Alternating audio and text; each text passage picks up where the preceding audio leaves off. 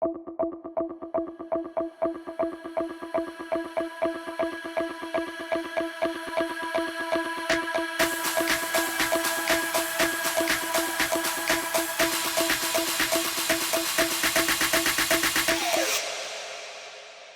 हर महादेव। नमस्कार दोस्तों, भगवान भोलेनाथ मनुष्यों के तो प्रिय हैं ही, साथ ही साथ देवों के भी पूजनीय हैं। यही कारण है कि उन्हें देवों का देव कहा जाता है। शिव का प्रतीक रूप शिवलिंग की स्थापना के बाद से ही कुछ चीजें वर्जित हो जाती हैं, जिसमें शिवलिंग की परिक्रमा सबसे महत्वपूर्ण है। एक बार की बात है, काशी नगरी में एक गरीब ब्राह्मण के यहाँ नई बहू का आगमन हुआ। वह बहुत धार्मिक महिला थी, इसलिए प्रातः उठकर गंगा से जल भर ले आती और पूजा कार्य में मग्न हो जाती।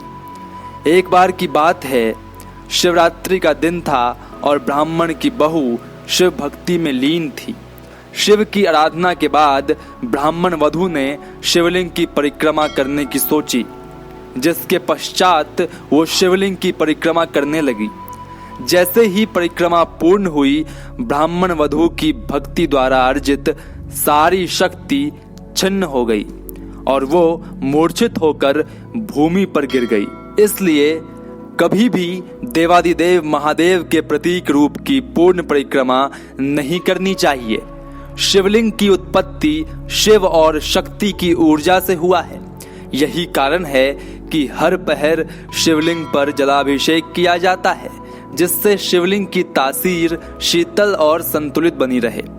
अभिषेक के पश्चात जल जिस स्थान से नीचे की ओर प्रवाहित होता है, उसे जलाधारी कहते हैं। शिवलिंग की जलाधारी को लांघने से कई 100 पापों के भागीदार हो जाते हैं, इसलिए कभी भी जलाधारी को नहीं लांघना चाहिए। शिवलिंग की जलाधारी को ऊर्जा और शक्ति का भंडार माना जाता है। यदि इसको परिक्रमा करते हुए लांघा जाए तो मनुष्य को शारीरिक बीमारियों के साथ साथ अन्य कई प्रकार की मानसिक बीमारियां भी हो सकती हैं। इसलिए शिवलिंग की आधी यानी अर्ध चंद्रमा के आकार की परिक्रमा ही करनी चाहिए। शिवलिंग पर मेहंदी और हल्दी चढ़ाना भी पूर्णतः वर्जित है। इन वस्तुओं को अक्सर देवी की पूजा में प्रयोग किया जाता है। एक और बात जो शिवलिंग की पूजा करते हुए ध्यान रखने योग्य है, वह यह है कि पूजा करते समय आपका मुख दक्षिण दिशा की ओर रहना चाहिए। इतने अधिक नियम होने के कारण ही शिवलिंग की स्थापना घर में नहीं की जा सकती। गृहस्थ इतने नियमों का पालन विधिवत रूप से नहीं कर सकते, इसलिए घर में शिवलिंग की स्थापना से बचना चाहिए। आज के लिए फिलहाल इतना ही। फिर किसी रोज शिव की गाथा लेकर हाजिर होंगे। तब तक के लिए धन्यवाद।